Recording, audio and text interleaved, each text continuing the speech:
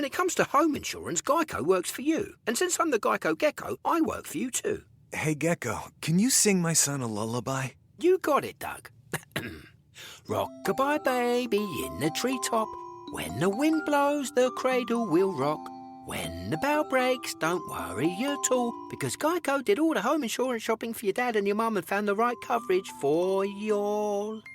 Nice work, G. Not like a light. Let Geico work for you. Get more with Geico. Okay, so get this. We're diving into some pretty heavy stuff today. Oh, yeah. You sent over a whole stack of sources, right? Yeah. About this attempted federal funding freeze back in 2023 by the Trump administration. It's wild. It seems like it touches everything. It really does. From food stamps to student loans to even Meals on Wheels. Wow. Like, we've got a lot to unpack here. The common thread seems to be federal aid programs, this funding freeze, and a whole bunch of legal challenges. It's 2025 now, but this was big news back then. Right, exactly. It wasn't just a blip. This was huge. And that's exactly why we're doing this deep dive, to help you understand what exactly went down, why it matters, and what the lasting impact might be. Sounds good to me. Okay, so let's just jump right in. Let's start with some of these phrases that keep popping up. We've got OMB, Memo, M2513, Project 2025, and Impoundment Control Act. Okay. Can you break those down for us? Yeah, let's tackle those one by one. So OMB Memo, M2513, that's where it all started. Mm-hmm. That memo, straight from the Office of Management and Budget, basically told federal agencies to hit the brakes on new grants and contracts. It was a big deal. So basically a government-wide spending freeze. Basically. Wow. Why would they even attempt something like that? Well, the Trump administration framed it as fiscal responsibility. Okay. But a lot of people saw it as a way to force through their agenda of shrinking the federal government. Interesting. And that's where Project 2025 comes in. Okay. It was a plan put forward by the Heritage Foundation, a conservative think tank, detailing these drastic cuts to the size and scope of the federal government. So this freeze could have been a step towards those Project 2025 goals. That's the idea. Oh, wow. But there's this law, the Impoundment Control Act of 1974. It throws a wrench in that plan. Oh, really? Yeah, it was specifically designed to limit the president's power to just withhold funds that Congress already approved. Okay. You know, if you think back to Nixon, Yeah. This was a direct response to his attempts to impound funds for programs he didn't like. So, checks and balances. Checks and balances. I like it. Yeah. So Congress says spend this money, and the president can't just turn around and say, nope, change my mind. You got it. Okay. And that's exactly why this memo caused such a firestorm. Critics saw it as a clear violation of the Impoundment Control Act. Yeah. A serious overreach of executive power. Well, you mentioned legal challenges earlier, and we see a lot of mentions of Judge Block's freeze and a name, Judge Lauren Alicorn. So this actually ended up in court. Oh, yeah. Multiple lawsuits were filed. Wow.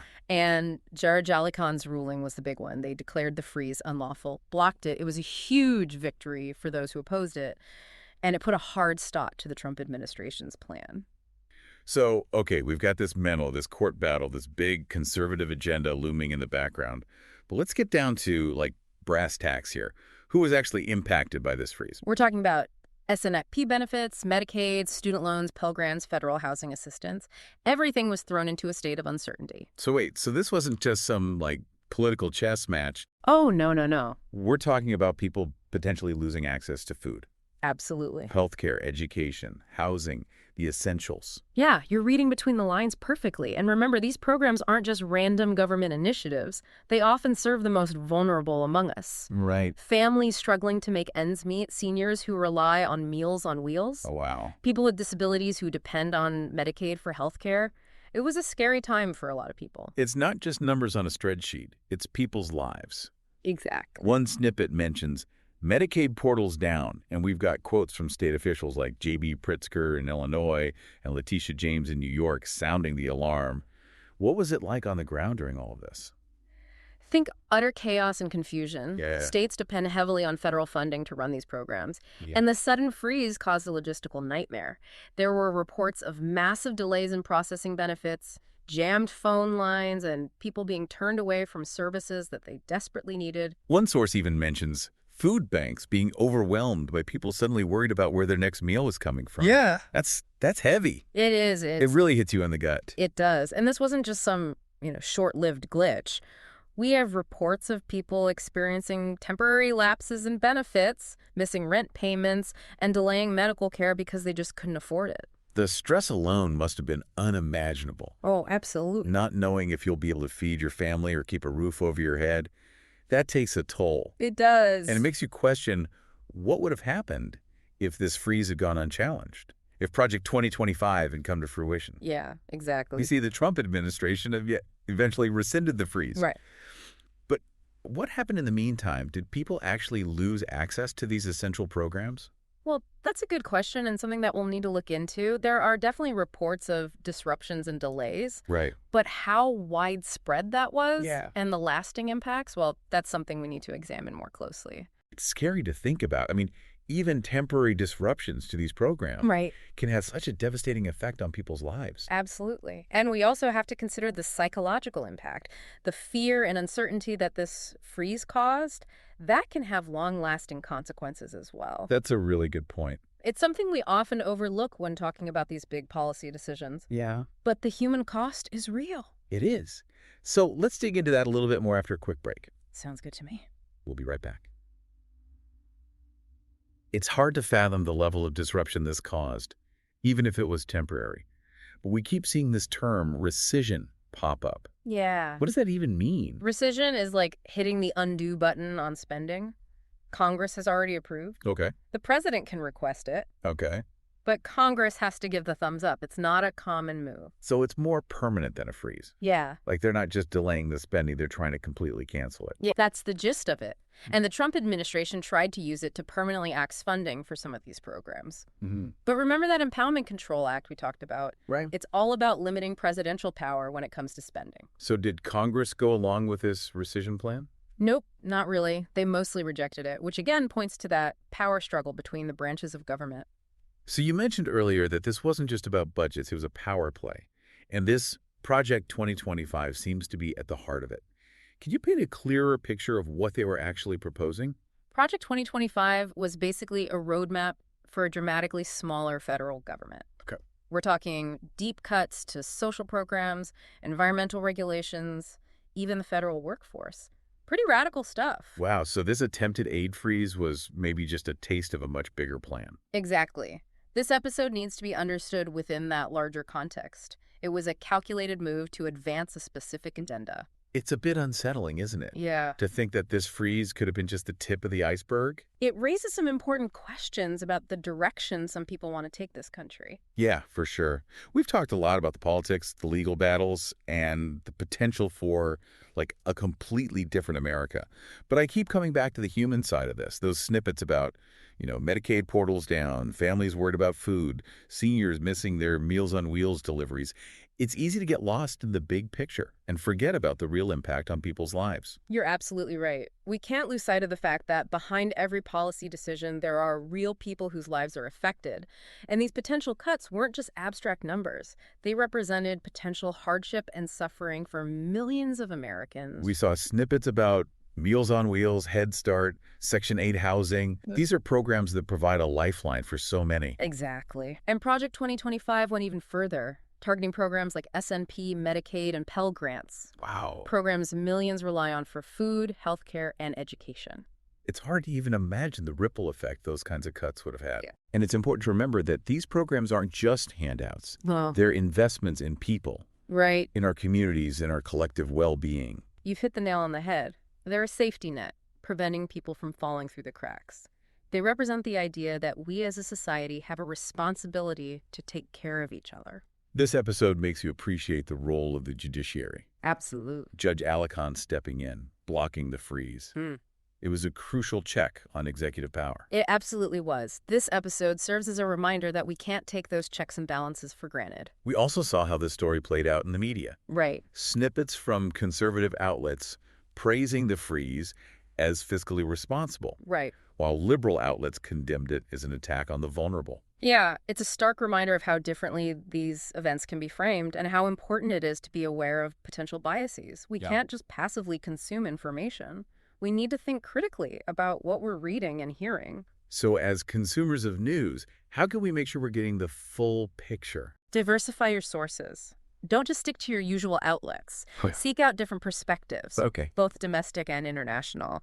Don't be afraid to challenge your own assumptions and biases. It's about being an active participant in the information landscape, Yes, not just a passive recipient. precisely. And remember, knowledge is power. I like that. The more informed we are, the better equipped we are to make our voices heard and advocate for the kind of society we want to live in. Well, this deep dive has certainly taken us down a winding path. It has. From a seemingly simple funding freeze to this grand clash of ideologies, legal battles, and a potential alternate future. It's been quite a journey, and we've only just scratched the surface. Wow. There's still so much more to explore. The long-term implications of this attempted freeze, the debate over the role of government, and how all of this impacts us as individuals and as a nation. And that's exactly what we'll be digging into in part 3. I'm ready when you are. Okay, so we're back, and I think it's time to try to, wrap our heads around everything we've learned about this attempted federal aid freeze back in 23. We've really gone deep here. From deciphering, obscure OMB memos to, dissecting court battles and even, imagining a potential alternate America shaped by Project 2025. So where do we land after all of this? Well, I think it's safe to say this was about way more than just dollars and cents. Oh, yeah. It was really a battle over the very soul of America, a clash between two very different visions of, what the role of government should be in our lives. We saw the Trump administration, right, driven by this conservative ideology, trying to, completely sidestep Congress and just freeze funding for these essential programs that millions of Americans depend on. And they didn't just want a temporary freeze, you know? Right. Yeah. They were pushing for permanent cuts through that rescission process, which, as we've discussed, is not a common move at all. It was pretty bold, wasn't it? It was, and thankfully the courts stepped in. Judge Alicon's ruling was a powerful reminder that even the president, is not above the law. It is a relief It is. that those checks and balances worked the way they were supposed to. Absolutely. And it, reaffirms the importance of an independent judiciary. Think about it. A single memo, right, from a government office Right. triggered this whole chain of events that could have really drastically reshaped the lives of millions. Wow. It really underscores the fact that politics isn't just some abstract game played in Washington. Yeah. It has very real-world consequences. It makes those snippets that we saw about people struggling to, access healthcare, food, and housing. Those weren't just anecdotes. No. Those were potential realities for a lot of people. Absolutely. And when you think about the potential impact of Project 2025, the picture gets even more concerning. The depth of the proposed cuts, the scope of their vision for a smaller government. It's a reminder that this wasn't just, an isolated incident. It was part of a much bigger strategy. And it's a reminder, I think, that we can't get complacent. We have to stay informed, stay engaged. I couldn't agree more. This whole deep dive, it raises some really fundamental questions for all of us, right? Yeah. What kind of society do we want to live in? What's the government's responsibility to its citizens? And what role do we as individuals play in shaping the future? We saw, how the story played out in the media, right? Each outlet with their own spin. Oh, yeah. It really highlights the need for, media literacy. Absolutely. We can't just accept blindly what we read or hear, right? Yeah. We have to evaluate the information critically, consider the source, seek out diverse perspectives. You got it. Being a responsible citizen nowadays means being a discerning consumer of information. Right. Actively seeking out the truth. That's a Recognizing biases. Yeah. Forming your own informed opinions. So where do we go from here? Even though, this freeze was blocked, what are, the lasting implications of this whole thing? That is the million-dollar question. The freeze itself might be in the past, Right. but the ideological battle that fueled it, that's still very much alive. Yeah. This tension between different visions for the role of government, the debate over the size and scope of social safety nets, these are ongoing conversations that we all need to be a part of. It feels like we're at a crossroads. The choices we make today, the actions we take, the conversations we have, they're going to shape the America of tomorrow. And that's both a challenge and an opportunity. Yeah. We can't just be passive observers. We got to be active participants. Informed citizens engaged in the issues that matter most. Well, I think that's the perfect note to end on. This deep dive has been, quite a journey. but hopefully it's equipped you with the knowledge and, the context to really grapple with these complex questions and to make your own informed decisions. Remember, knowledge is power. The more informed we are, the better equipped we are to make our voices heard and advocate for the world we want to live in. Couldn't have said it better myself. Thank you so much for joining us on this deep dive. We hope you found it insightful, thought-provoking, and, most importantly, we hope it inspires you to stay curious, stay engaged, and never stop questioning. Today is your lucky day. Today is the day that our $3 website works for you, paying you directly to your PayPal daily. Imagine $3 ongoing continuous payments to your PayPal account. Imagine falling asleep and waking up to $300 in your PayPal account. How would this make you feel? How could this help you? What bills could you pay? What kind of fun could you have? What does that retirement look like now? All for a one-time payment of $3. This website is DFY done for you, fully built and completely hosted, and never stops collecting payments for you. You have spent $3 on coffee on a regular, but that coffee won't help you create multiple streams of income. Click the link below.